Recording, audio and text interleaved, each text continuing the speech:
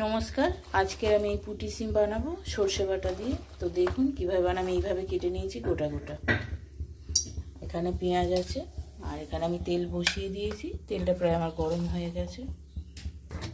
তেলের মধ্যে আমি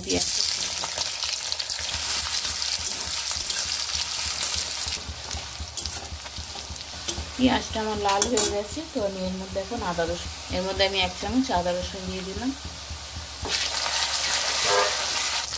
দেবো একটু হলুদ গুঁড়ো আর দেবো 1 চামচ লঙ্কা গুঁড়ো। আলাদা করে আর কোনো মশলা দেবো না।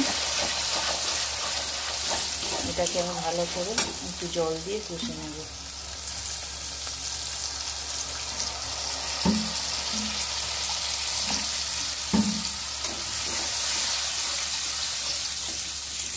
এখন দেবো আমি স্বাদ মতো নুন।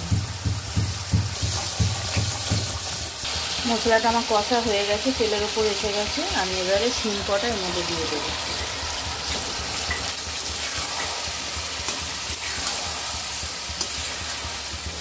এটা আমি একটু ঢাকা দিয়ে রাখছি।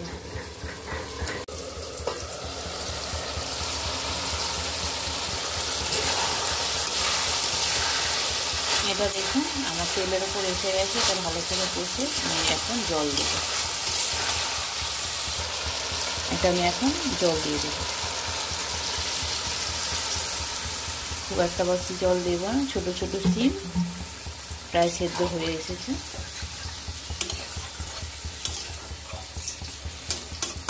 দেখুন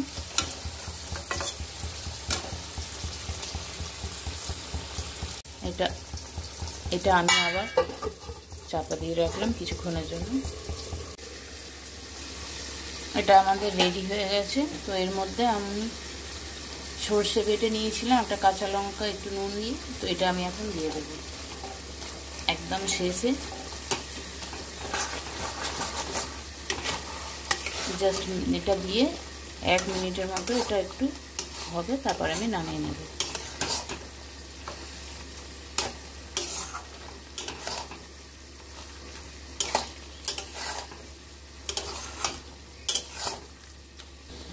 এটা আমাদের রেডি।